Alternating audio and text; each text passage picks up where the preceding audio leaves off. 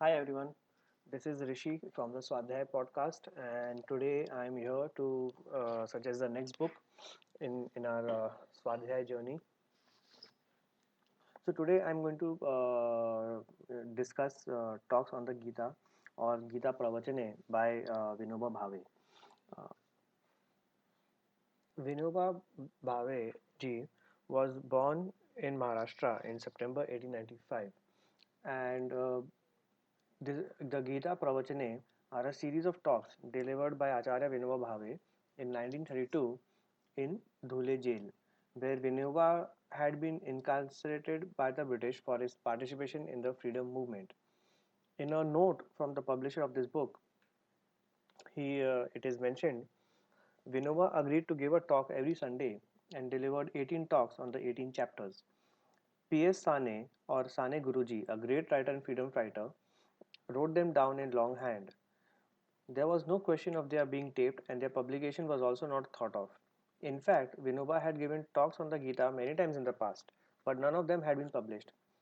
However, Sane Guruji preserved the notebooks, and the talks were published first in his weekly newspaper and then in the form of book in 1940 when Vinoba was in jail, even before he could find time to go through them for necessary editing. It is not an academic treatise on the Gita. These are the talks given before ordinary individuals from different walks of life. It was Vinoba's firm conviction that the Gita is meant to spiritualize human life, to transform and make it divine.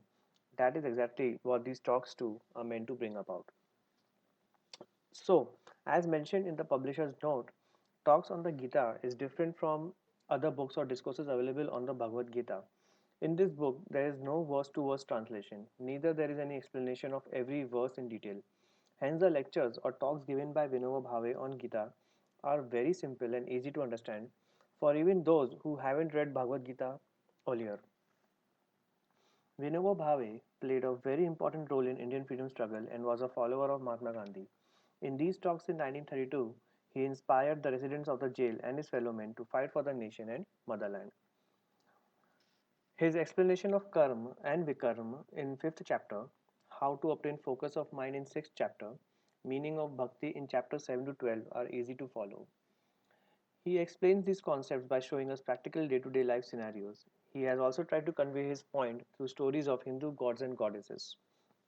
He also mentions a lot of abhangs from Sant Tukaram. Vinoba explains that Lord is everywhere around us in nature, animals, human beings. Chapter 7 and 9 of Bhagavad Gita give his manifestations in the world, but the Lord is not limited to those manifestations and is everywhere and in everything. But the best message that I could get from this book was in the second chapter itself, when Vinoba Bhave explains the Sankhya system in a very simple language. He says, three cardinal principles have been enunciated in the second chapter. The Atman, the self, is deathless and indivisible. The body is insignificant and transient. And third, Swadharma must be followed. Out of these, Swadharma is in the nature of duty to be performed, while the other two principles are those that need to be understood.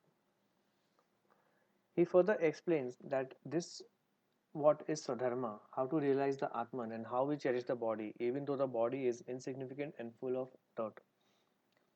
I would highly recommend this book to everyone, especially if you haven't read Bhagavad Gita till now and are looking for a book that could explain the message of Bhagavad Gita in a simple manner. This book is available online on mkgandhi.org, and I'll put a link for that in the description. You would also check it out on Amazon.